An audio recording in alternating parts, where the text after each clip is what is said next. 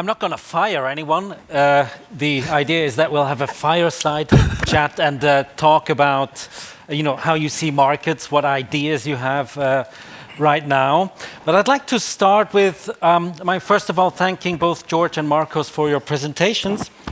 Clearly, since a few months, we see an outperformance of value again. Since the beginning of the year, the MSCI World Value has outperformed the MSCI World Growth by about 17%, which is really nice.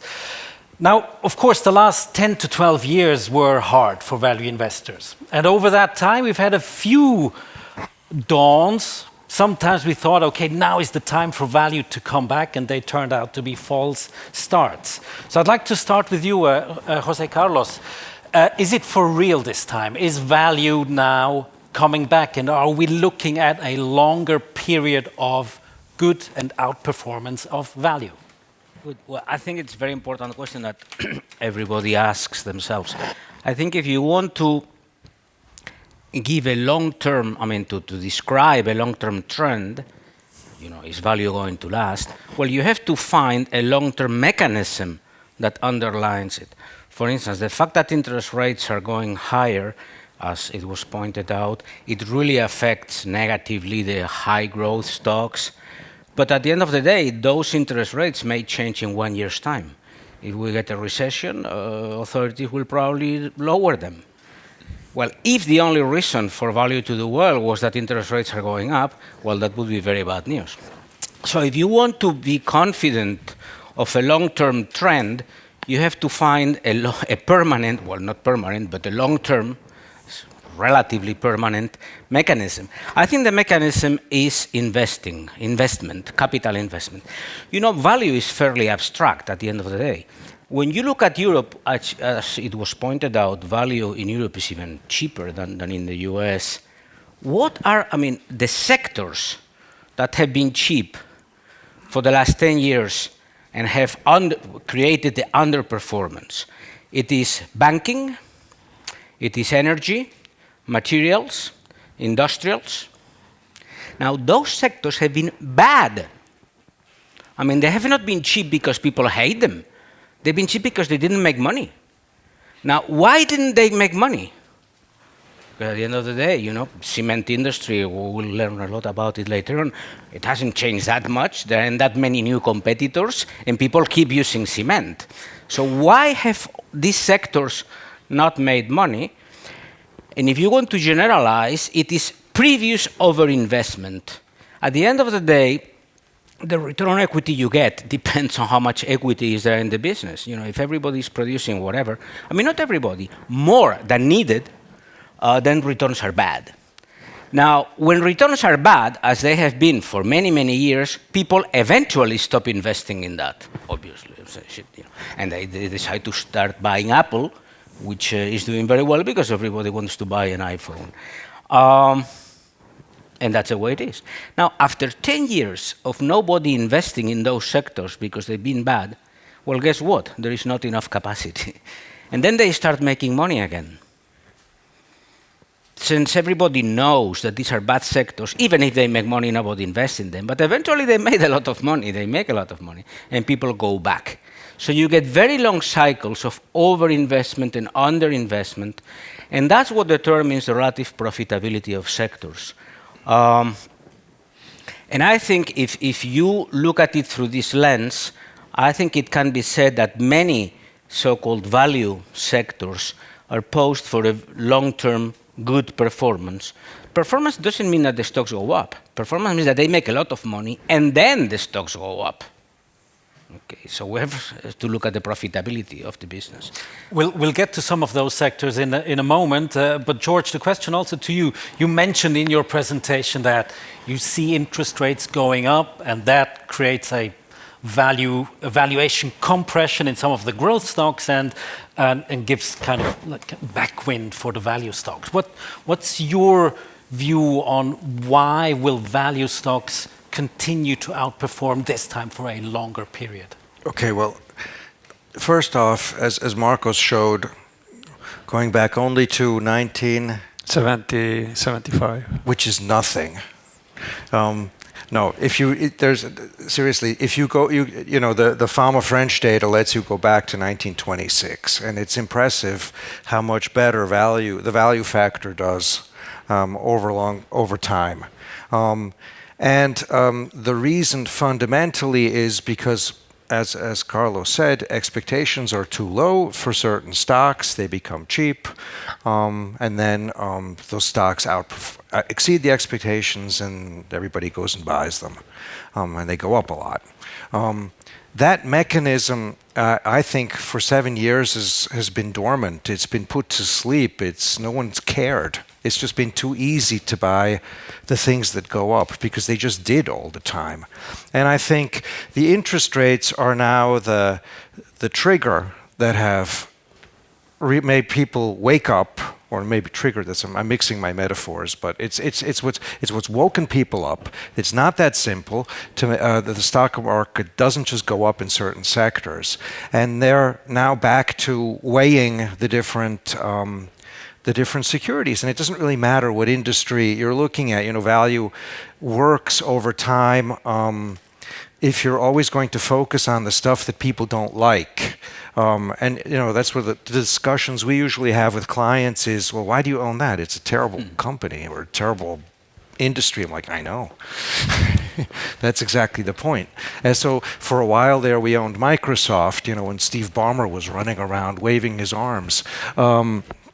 It doesn't. The point is, we're back to. That's why you're all here, right? We're all back to looking at what's cheap and what's expensive. Interest rates have helped start that process. I don't think they're the answer. I don't think we necessarily need just high rates for value to work at all. I think you're absolutely right, Carlos, that if interest rates come down again, we'll be okay. Although right now you do see the market trading, it's quite mechanical right now. It seems like there's a lot of quant investing that says, oh, rates are down, got to buy large cap tech and vice versa. But I think that'll end. It's probably fair to say that for quite many years, until recently, people were just not interested in valuation. Yeah. You could buy Seco at a P of 40, you could buy it at a P of 50, you could buy it at a P of 55. Nobody cared. Now, you were all around 22 years ago when the tech bubble burst.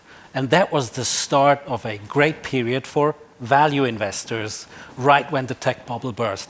Marcos, do you see the parallels in place today again? Tech is crashing down, many growth companies are crashing down, and now value is coming back up. Is that what we're looking at, the parallel? Yeah, I was a young analyst in that period, and I was even forced to follow media, because you were following materials and it was useless. So you should do media and compare Portugal Telecom multimedia with another multimedia company at PE of 100, forced by the head of research.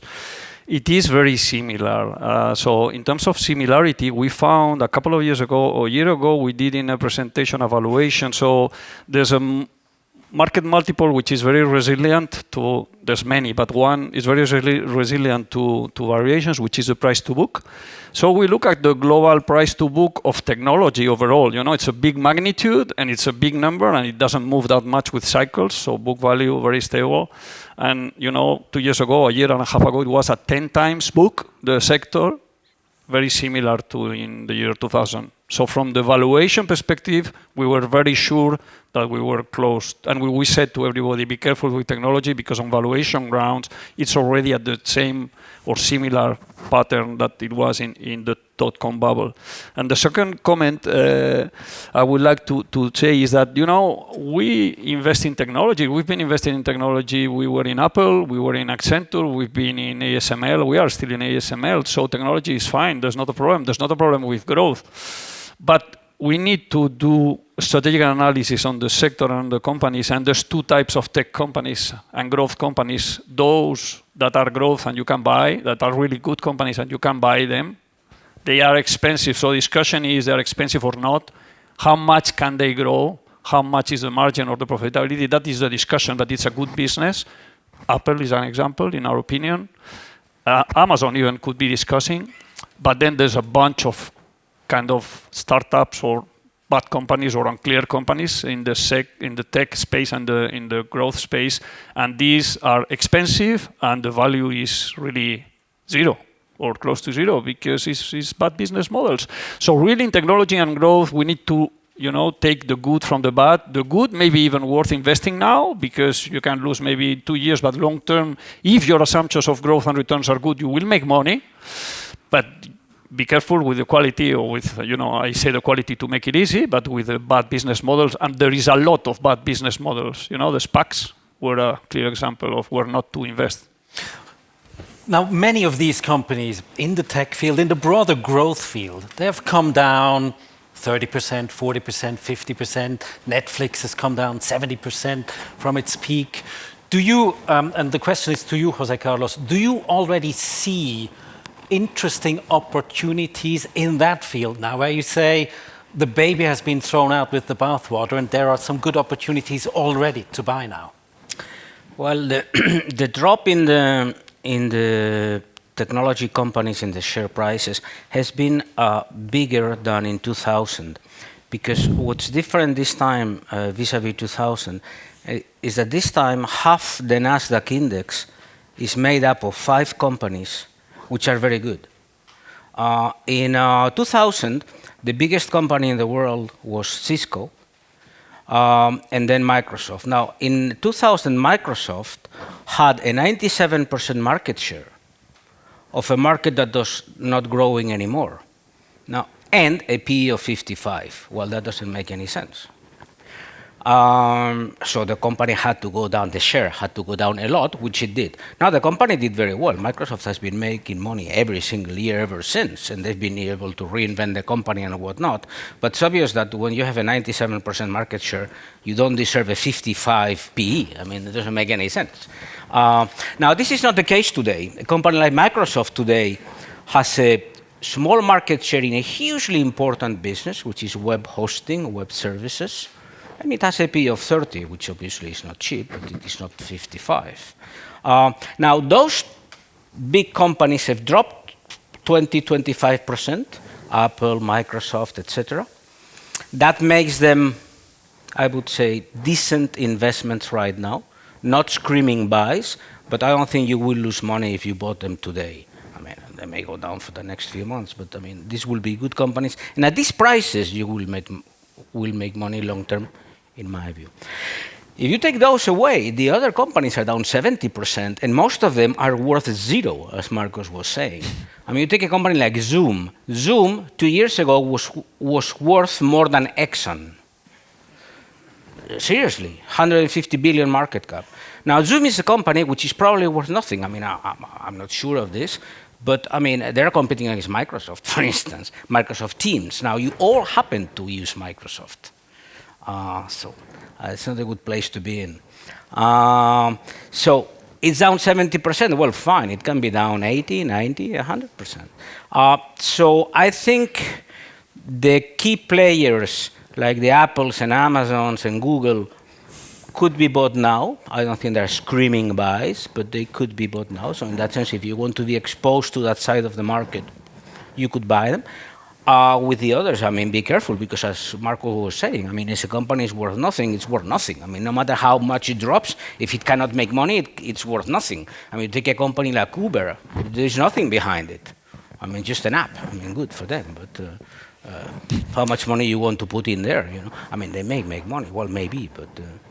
So, I mean, I hear you. You're saying there's a lot of crap that will be worth zero. Yeah. There are some high-quality companies. They're not screaming cheap yet. No.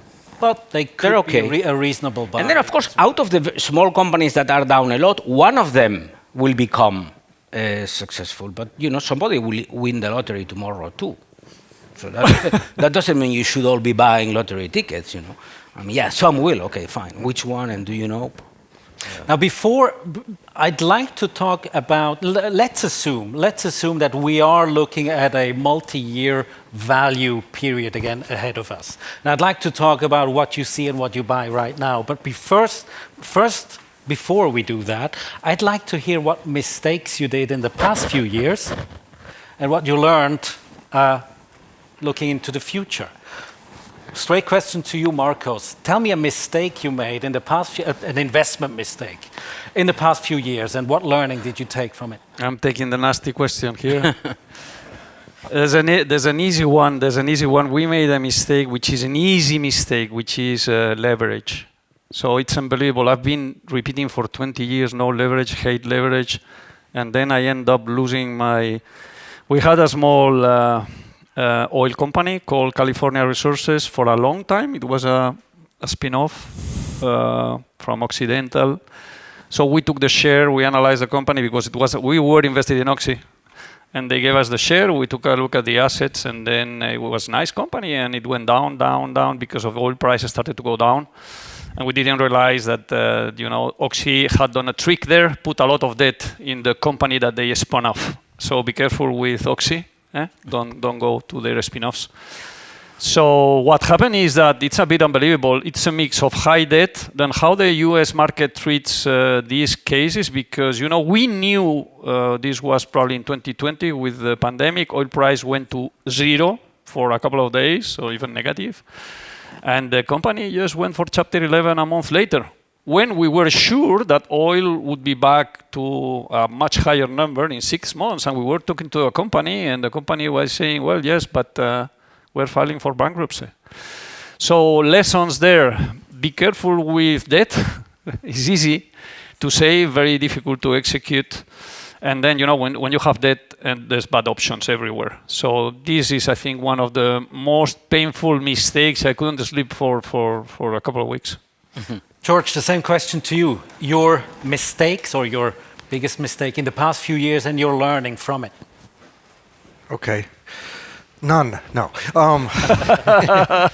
No, the biggest mistake was we invested in the mid-2000s. We owned Monte dei Paschi di Siena and Credit Suisse.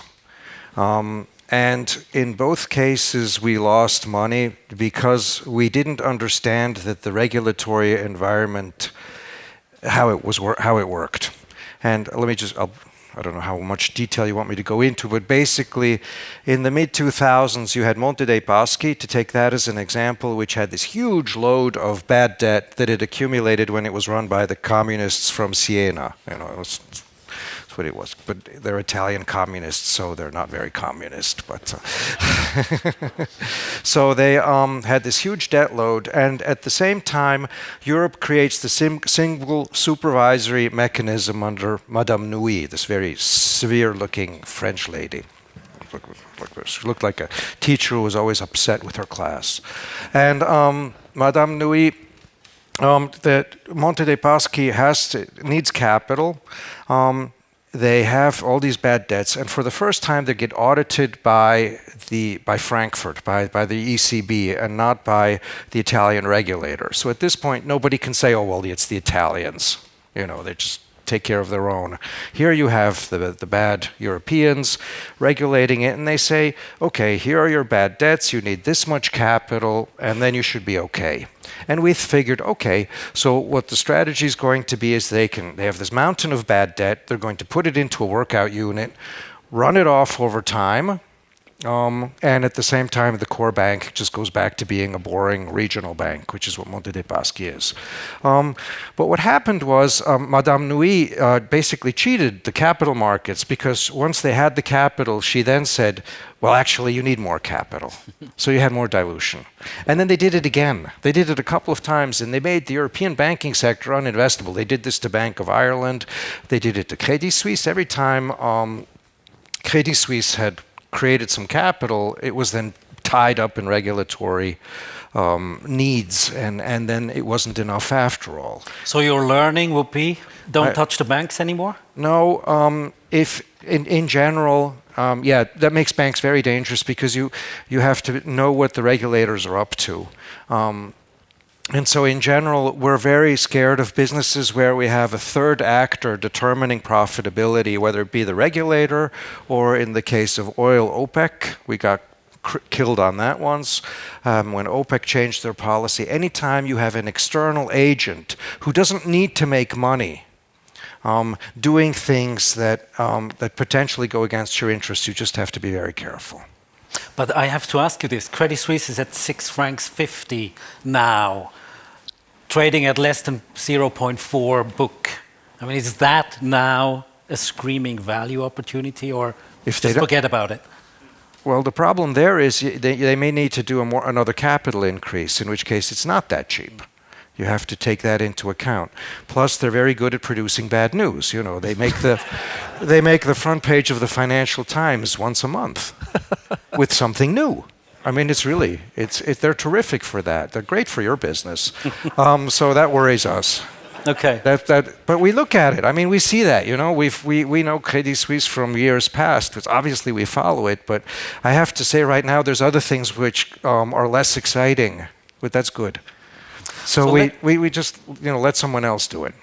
So let's talk about the investment opportunities you see now, Jose Carlos. Where do you see, in terms of sectors, also in terms of geographies, where do you find the good value investment opportunities now? Well, a value investor obviously is a bottom-up investor, as it's been described. You start by trying to find cheap companies, and you find them wherever they are. So it's not a top-down thing. So you may find cheap things everywhere. Having said that, you will typically find value in things that have done badly for many years, as we said before, and then the market eventually gets tired of them.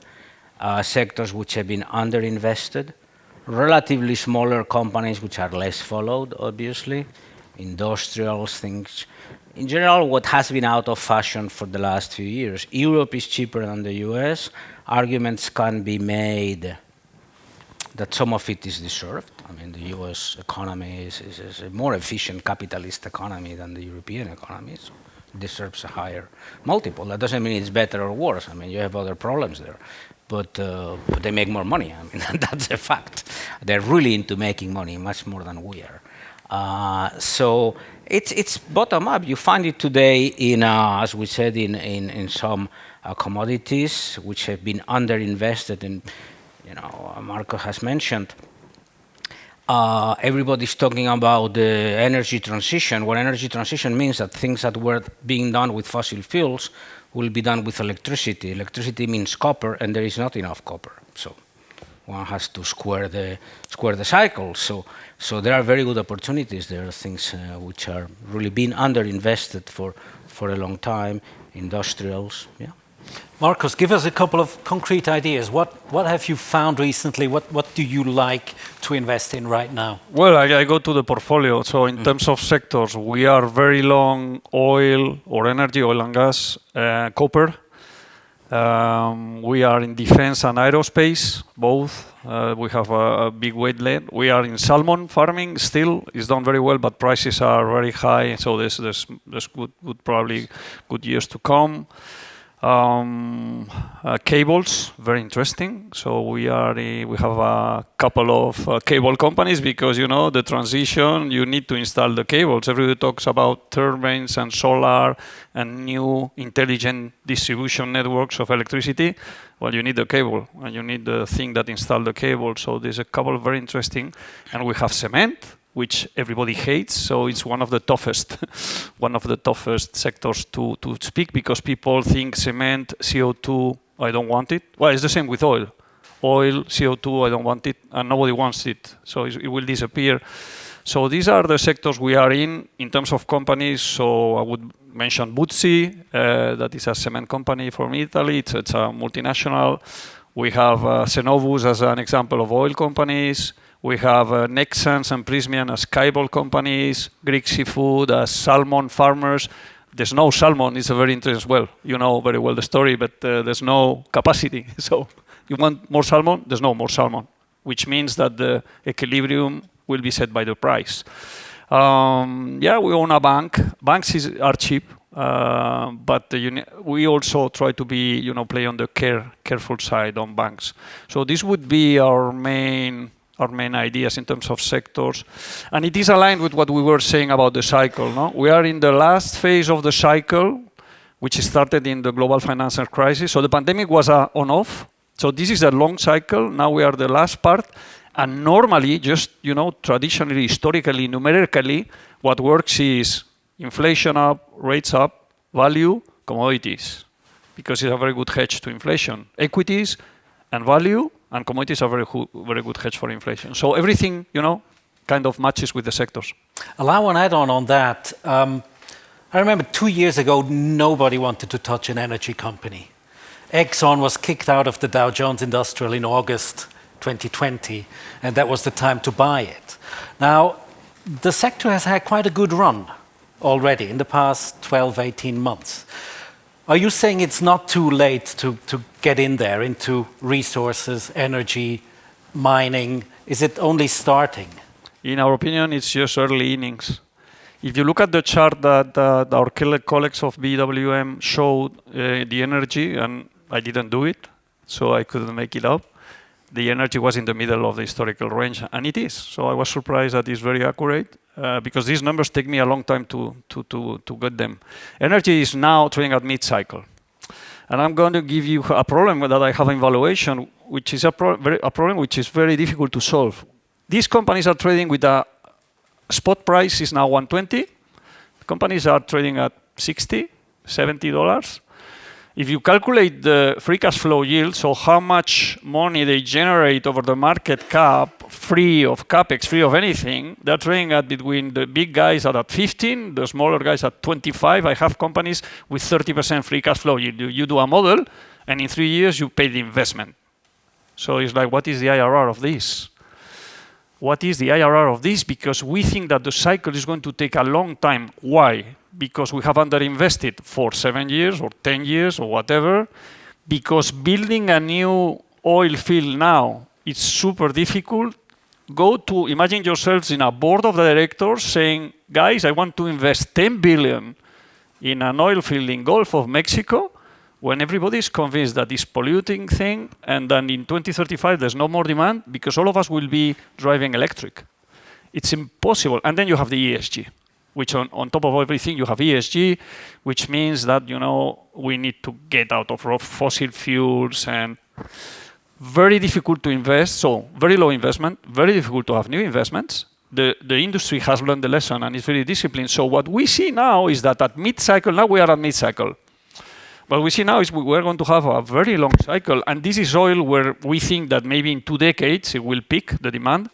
But for copper, for lithium, for nickel, for most of the metals, there's not enough capex, and bringing a new mine, if you get the license, takes 10 years.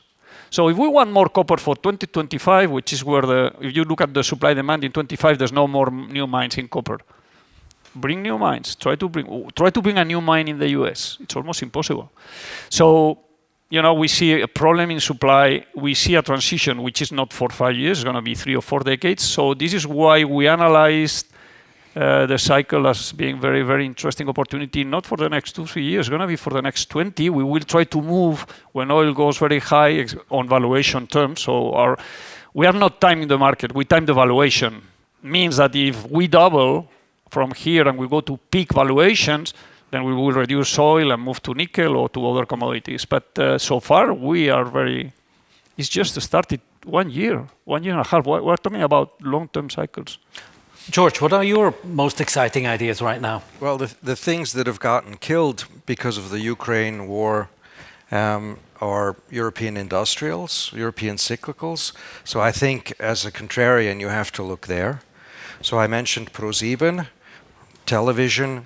If you value the TV assets, the bad television at 6 times EBITDA, it's probably worth 12 euros a share. Then you can add the e-commerce websites. Those are worth. Or am I getting this wrong? Well, hang on a second. Before I get my numbers mixed up, I better double check. Yeah, it's worth 20. It's worth 20. There's 8 of debt, so the assets are worth 28. And of that, we're valuing the TV part is about 60% of that value, and 40% of it is the e-commerce websites that I mentioned, which are similar but different. And we value them at 12 times EBITDA, which isn't that high if you compare them to some of what the American competitors are valued at. So you've got a stock that should potentially double just based on the value of its assets if you separate them out. A company that we've been adding to was Dürr. It's a typical German industrial.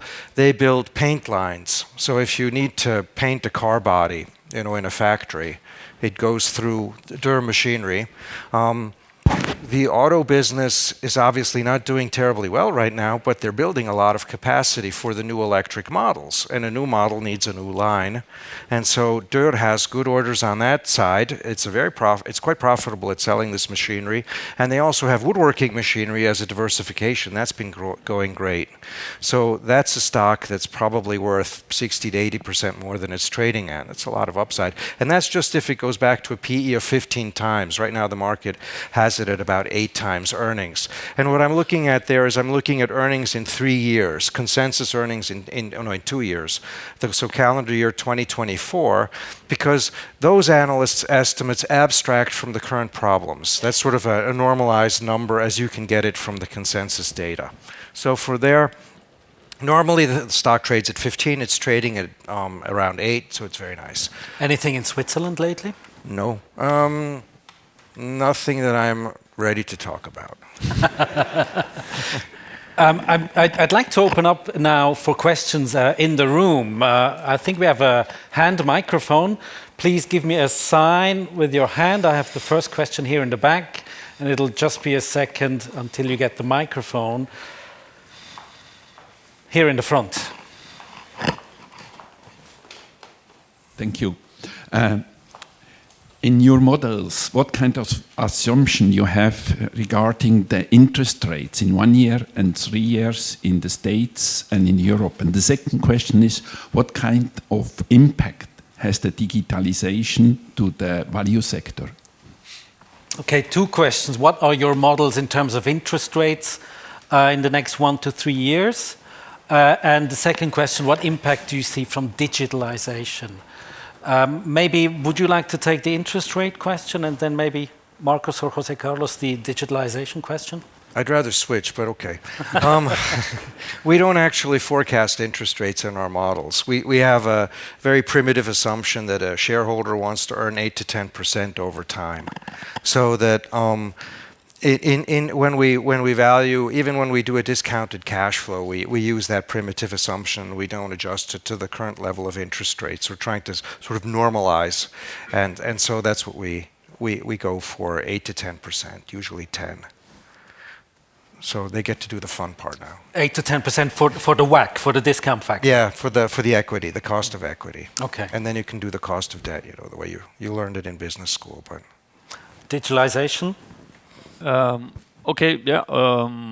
Basically, what we see in digitalization is that it's spreading in almost all the sectors. So, yeah, cement, they are doing a huge effort. Even the support services guy are doing a huge effort. Banks are moving to being everything via phone or via home.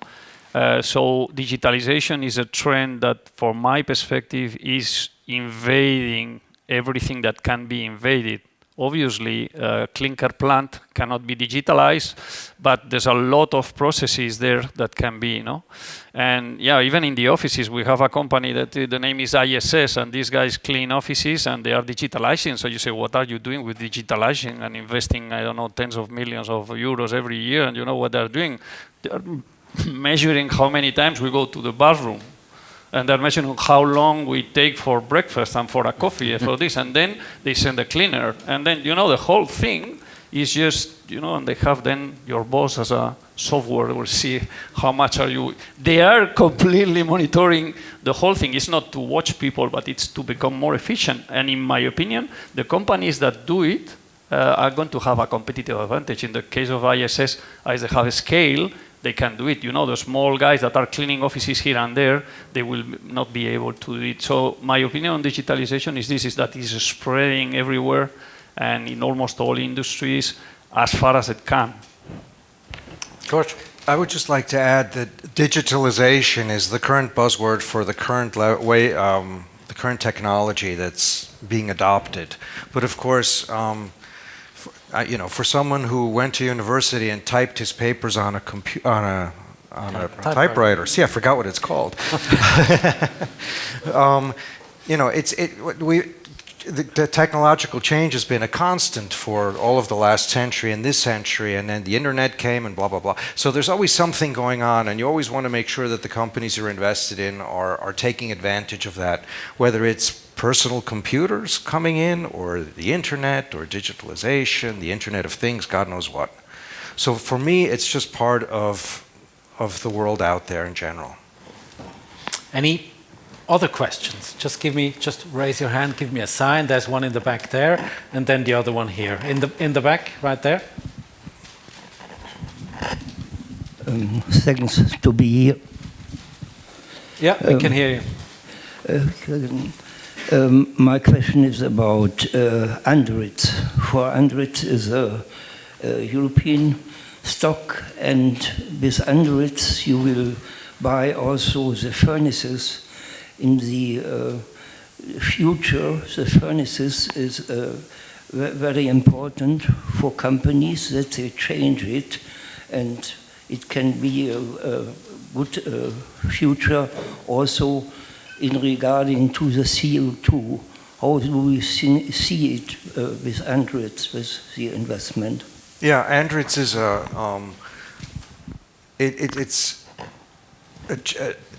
it's a boring industrial company of the most boring kind. They own the old Wyss from Zurich, but they own the Sulzer. So what they do is they build pulping mills, and pulp mills are enormous energy consumers, but they also build the boilers for the pulp mills. So they're waiting to decarbonize pulp manufacturing. It's a big business opportunity for them to go from, but of course pulp mills already burn some of the wood that they're processing. So in a sense, they're already energy efficient, but there's a lot more to be done, and they can't wait to sell the pulp mills more energy efficient boilers and to decarbonize the process in general. Andritz is in hydropower. That's where the Wyss business comes in. So they can't wait until we build more dams, and everybody needs more turbines. So that's a good part of their business. Then they're also in. They build equipment for steel mills.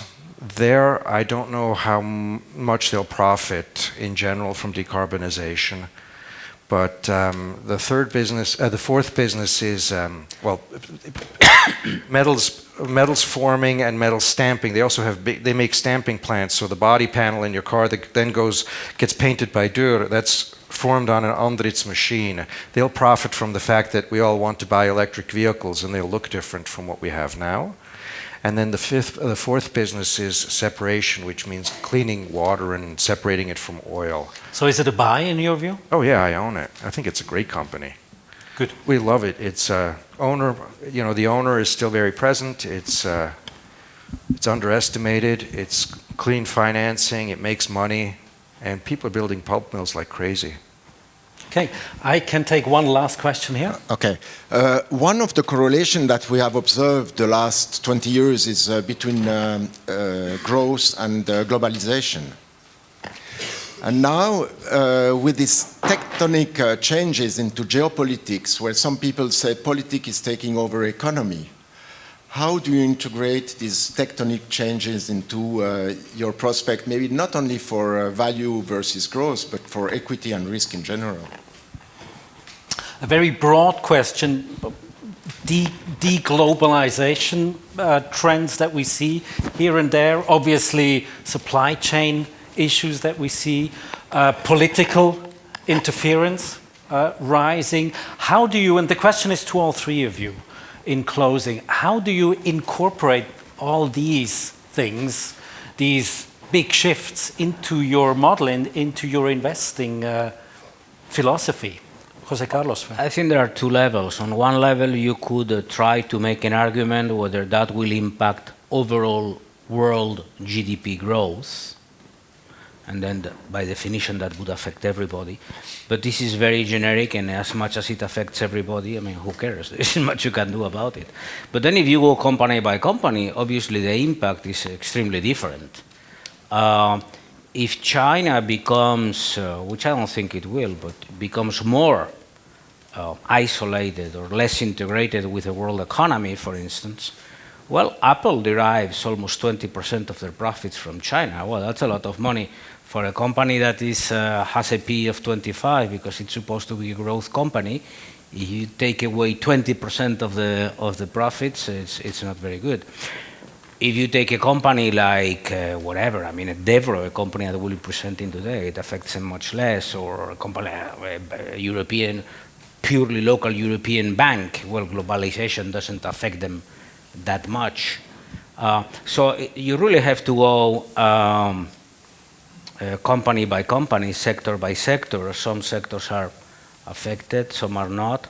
I think the supply chain issues, the same way that globalizing the supply chain took 25 years to say something, or 30 years. Deglobalizing it will take 30 years too. I mean, Apple cannot say tomorrow, yeah, building all the iPhones in China is risky, let's do it now in the US. Well, you don't have the pieces to do it. I mean, you can only build 200 million phones in a country where you pick up your phone and say, by the way, I need 50 million more cases, and there is a factory there to make them. Well, that factory is only in China. So it's going to be a very long-term process. The world, maybe out of the Japanese experience with cars, etc., has spent 40 years optimizing the chains. Now, we've realized that the very optimized chain, by definition, is optimal as long as nothing happens. But de-optimizing it, if you wish, first, is not very attractive because by definition it's less efficient.